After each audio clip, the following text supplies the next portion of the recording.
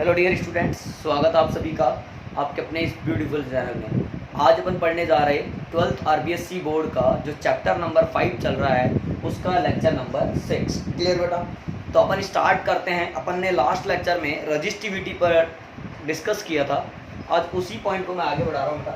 तो आप लोग हेडिंग नोट कर सकते हैं, रजिस्टिविटी ऑफ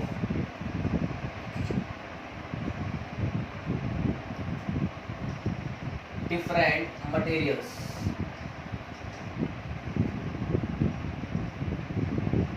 यानी अलग अलग मटेरियल्स के लिए रजिस्टिविटी के बारे में क्या चर्चा करेंगे। सबसे पहले अपन ने बात करी कंडक्टर्स की। तो फॉर कंडक्टर्स बेटा सब जानते हैं कि कंडक्टर्स जो होते हैं वो ऐसे मटेरियल या ऐसे सब्सटेंस होते हैं जिनमें करंट आसानी से फ्लो कर जाता है। इसका मतलब इनकी जो रजिस्टिविटी है वो बहुत कम होनी चाहिए। बेटा जो है वो अपन लिख रहे हैं, क्या होती है मैं लिख देता हूँ बेटा। Resistivity of conductors is in the range of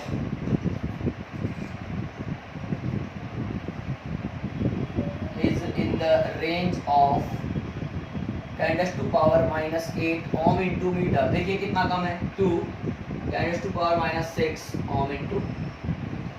clear बेटा? तो जो कंडक्टर्स होते हैं यानी जो भी मेटल्स होते हैं उन सभी के लिए जो रजिस्टिविटी होता है वो 10⁻⁻8 ohm into metre to 10⁻⁻6 ohm into metre की रेंज में होता है बेटा। जैसे एग्जांपल की बात करें तो अपन कह सकते हैं ऑल मेटल्स। तो बेटा सेकंड पॉइंट में बात करूं इंसुलेटर्स की।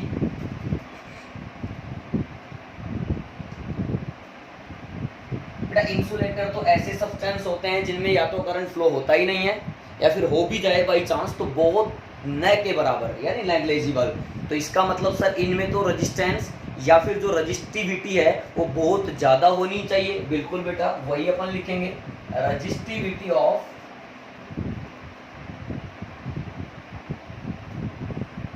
Insulator is of order of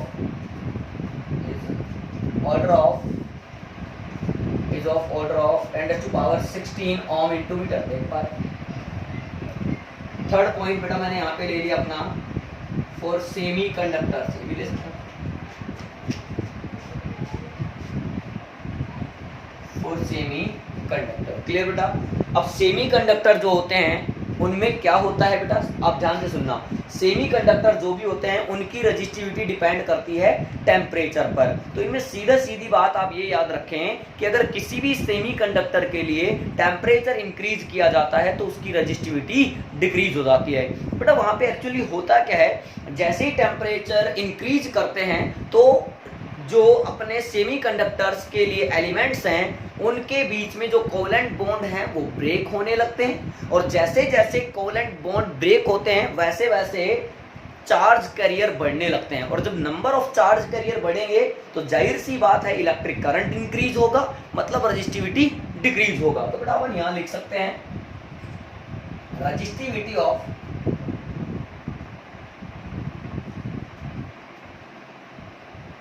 semiconductors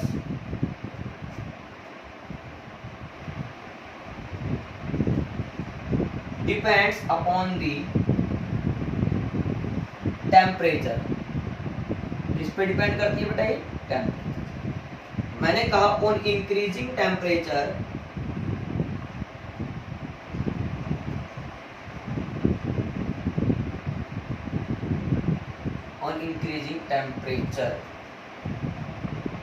resistivity decreases।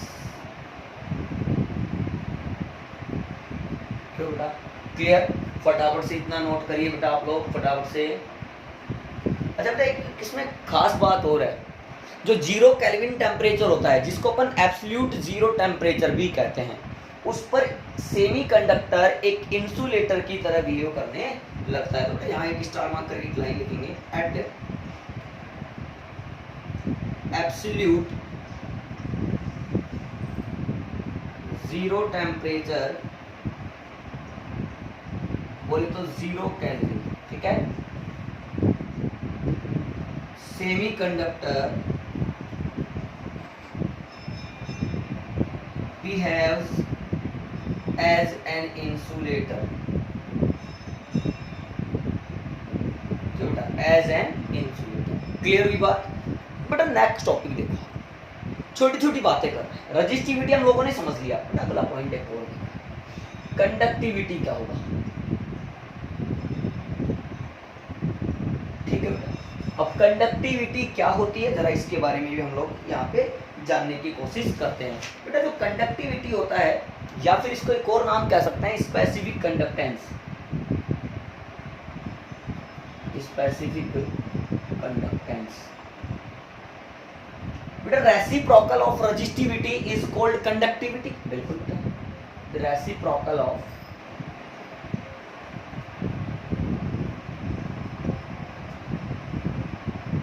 resistivity is called conductivity. It is denoted by sigma. बेटा कंडक्टिविटी को किससे शो करते हैं अपन? सिग्मा से। Hence सिग्मा को बेटा हम लिख सकते हैं 1/ρ। क्लियर? अच्छा बेटा यूनिट ऑफ सिग्मा देखें तो unit of sigma is ohm inverse metre inverse. बोलो यस और नो। यूनिट ऑफ अगर आप सिग्मा लिखेंगे तो आएगा ओम इनवर्स या मीटर इनवर्स। क्लियर बेटा? इसी तरह से एक छोटी सी बात और कर लेते हैं। कंडक्टेंस क्या होता है? Not specific conductance, only conductance. बेटा conductance is defined as the reciprocal of resistance. Resistance का जस्ट उल्टा कहलाएगा कंडक्टेंस। द रेसिप्रोकल, लिख लेते हैं,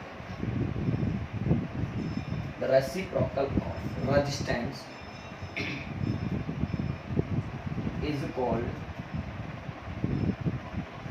conductance. It is denoted by G. Hence G is equal to 1/r. अब बेटा अगर R की यूनिट ओम है तो G की यूनिट क्या हो जाएगी बेटा? Ohm inverse. तो unit of G ohm inverse, या फिर बेटा इसको कहते हैं मोहो। ओके बेटा फटाफट से नोट कर सकते हैं। इसका और भी सिंबल देखना चाहें मोहो का, थोड़ा उल्टा ओम, ये भी मोहो ही कहलाता है। फटाफट से इतना नोट कर लें बेटा आप लोग। हुआ बेटा? अच्छा कर लिए नोट? ओके बेटा। अब एक इम्पोर्टेंट टॉपिक अपन लोग पढ़ने जा रहे हैं बेटा, जिसका नाम है डेरिवेशन ऑफ ओम्स लॉ। एक इम्पोर्टेंट टॉपिक हम यहाँ से उठा रहे हैं बेटा, जिसका नाम है डेरिवेशन ऑफ ओम्स लॉ। यानी बेटा हम डेरिवेशन करेंगे ओम्स लॉ का। तो देखिए देखते हैं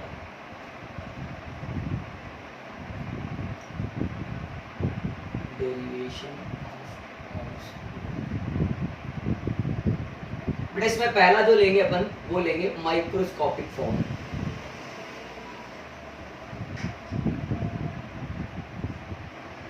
ओम्स लॉ की जो माइक्रोस्कोपिक फॉर्म है वो हम देखेंगे। इसको बेटा अपन शुरू करेंगे, अपन ने जो रिलेशन बिटवीन आई और वीडी निकाला था वहां से।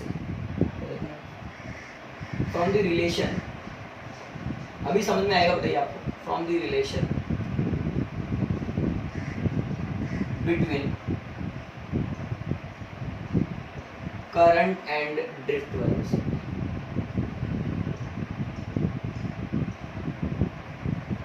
I is equal to NEAVD, keeping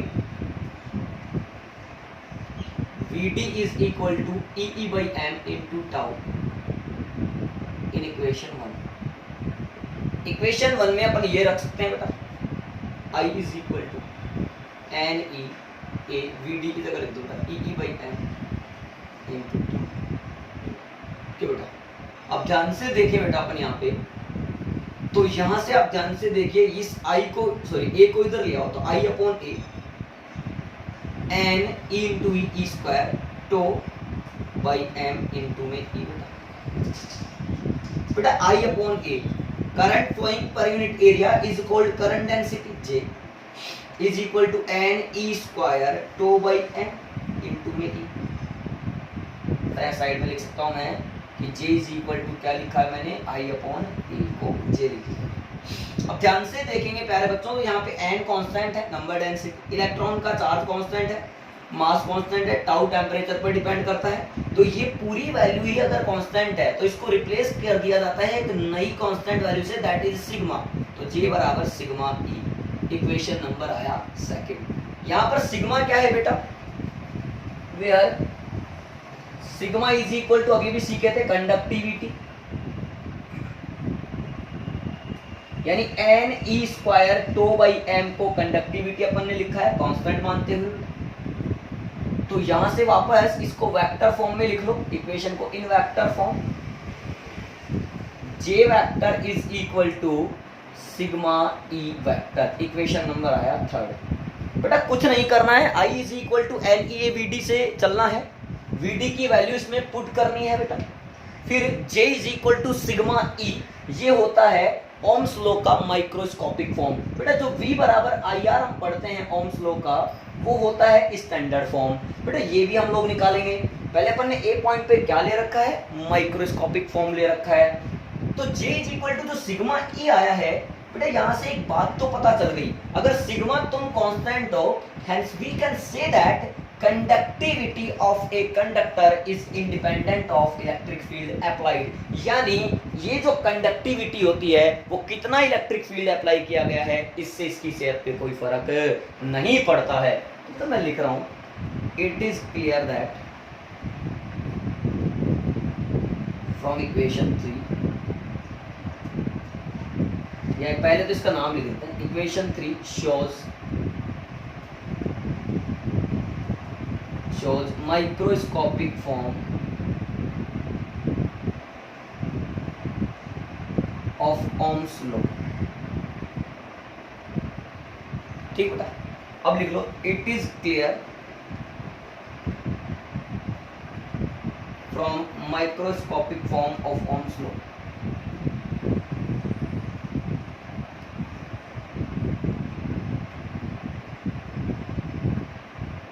that, बेटा इसमें एरो बना के अपन लाइन लिख सकते हैं या पॉइंट डाल सकते हैं। पहला पॉइंट बेटा, conductivity of conductor is independent of, notes यहीं से बनाने हैं बेटा आप लोगों को, independent of electric field applied.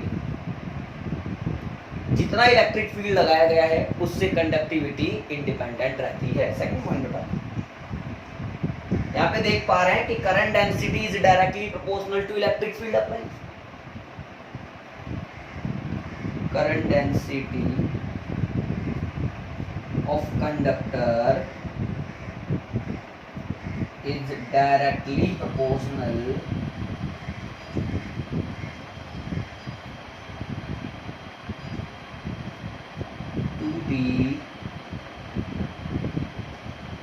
electric field applied, hence J is directly proportional to E। Equation number आ गया बेटा 4। क्लियर बेटा, ये है हमारा microscopic form of ohms law. Clear, फटाफट से बेटा इसको नोट कर लीजिए आप लोग।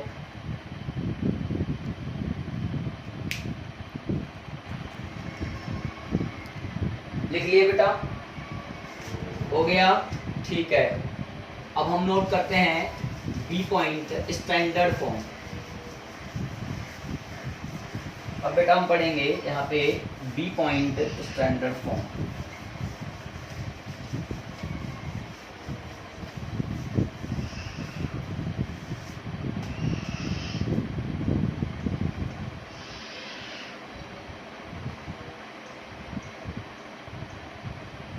V is equal to I R हम लोगों को निकालना। माना कि ये कोई कंडक्टर है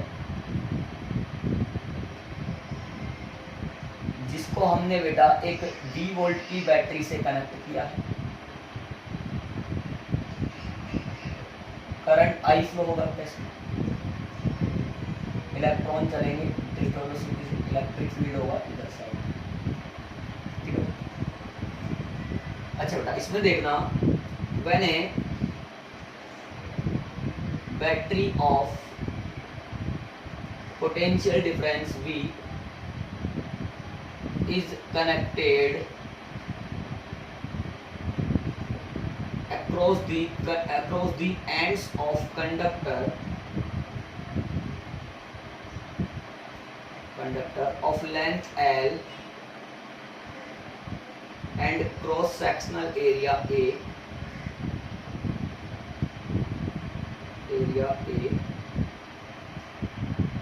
then electric field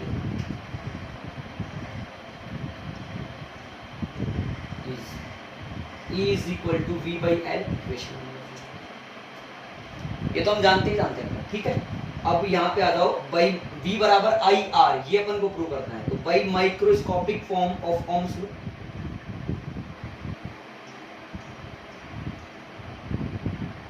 क्या है वो, J is equal to sigma E, equation number second.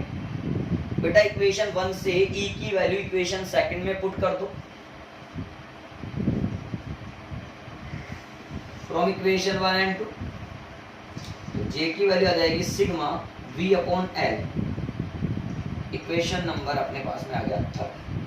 Again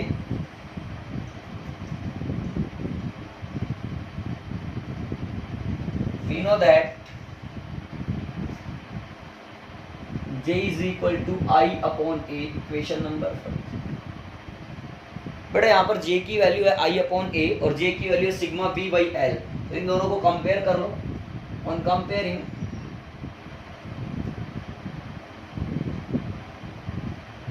equation 3 and 4, बेटा जो है वो sigma V by L is equal to I upon A। बेटा V बराबर आई आर प्रूव करना है, तो V रख लिया, सिग्मा को नीचे दे दिया 1 अपॉन सिग्मा, L को ऊपर ले गए L अपॉन A, इनटू में I एज इट इज। बेटा 1 अपॉन सिग्मा को कह सकता हूँ रो L upon A into I। ओहो, रो L by A is resistance, तो V बराबर आ गया मेरे पास में IR। This is standard form of ohms law. क्या लिख सकते हैं बेटा, इक्वेशन 5 रिप्रेजेंट्स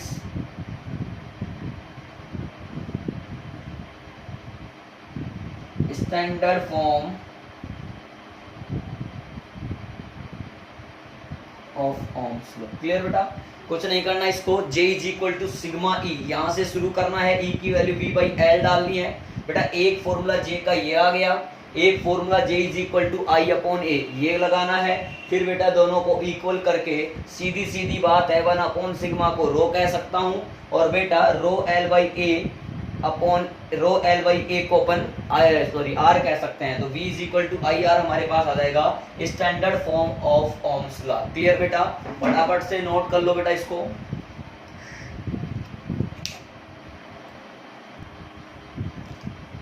लिख लिए बेटा आप लोग, ठीक है।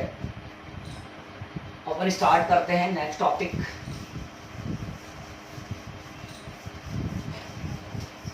बेटा कई बार बोर्ड में 1 नंबर का सवाल आता है कि ओम्स लॉ के एक्सेप्शन बताओ या right the examples of non ohmic device. तो बेटा अपन बात करेंगे अब ohmic and non ohmic, resistance बोल दो चाहे डिवाइस बोल दो, नॉन ओमिक डिवाइसेस। तो इसमें पहली बात करी बेटा मैंने ओमिक रेजिस्टेंसेज या डिवाइस। ऐसे रेजिस्टेंस जो ओम्स लॉ को फॉलो करते हैं या जिनके लिए V अपॉन I यानी ratio of V and I remains constant which is equal to resistance of the conductor is called ohmic resistance. Clear बेटा, यानी द रेजिस्टेंस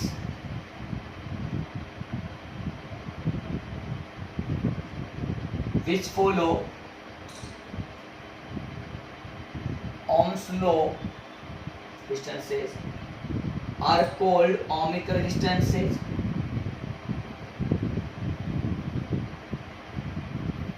ठीक है, that is या for ohmic resistances ऐसे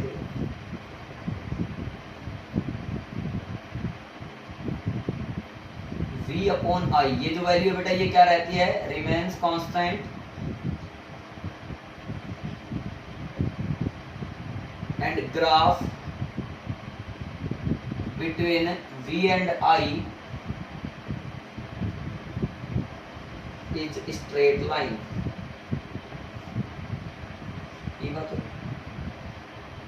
तो यहाँ पर अगर ओमिक रेजिस्टेंस की बात करोगे और V और I के बीच में अगर आप ग्राफ ड्रॉ करोगे बेटा तो वो आएगा एक straight line. tan theta is equal to यहाँ पे V अपॉन I जो कि कांस्टेंट वैल्यू होगी, that is equal to resistance of the conductor. Sir इसमें एग्जांपल्स बताओ। सर जैसे एग्जांपल यही लिख लेते हैं, इसके आगे ही एग्जांपल्स इसमें हो जाएंगे ऑल मेटल्स। ठीक। सेकंड तुमने बात करी बेटा non ohmic resistances.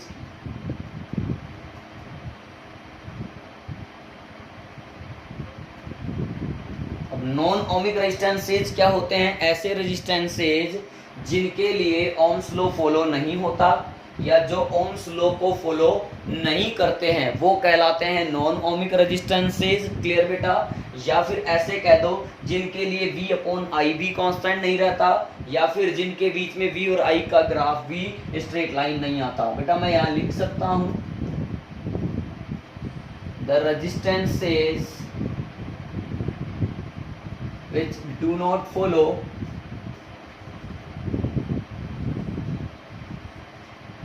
Ohm's law are called non-ohmic resistances। ठीक है, इसमें एग्जाम्पल लिख सकते हैं बेटा अपन। एग्जाम्पल में जैसे आ गया वैक्यूम ट्यूब। बेटा ये याद रखना, आप एक नंबर में सवाल आता है, right the example of non ohmic devices. Vacuum tube comma semi conductor diode. आप नाम याद रखो बेटा इन सबके। मैं ऐसे लिखता हूँ एग्जाम्पल में। फर्स्ट में vacuum tube,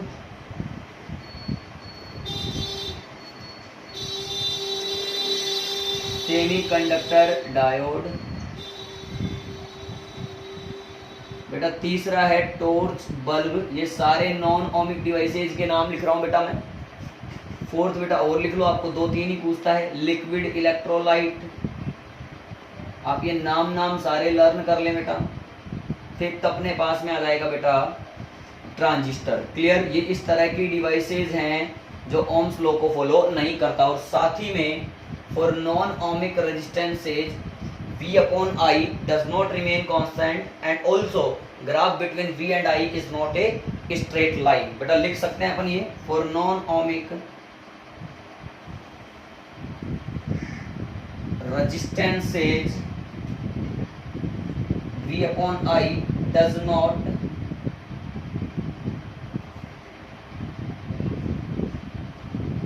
remain constant and also graph between V and I is not as straight line। Okay बेटा, इस तरह से आपका नॉन ओमिक डिवाइस भी कंप्लीट हुआ। फटाफट से नोट करो बेटा इतना।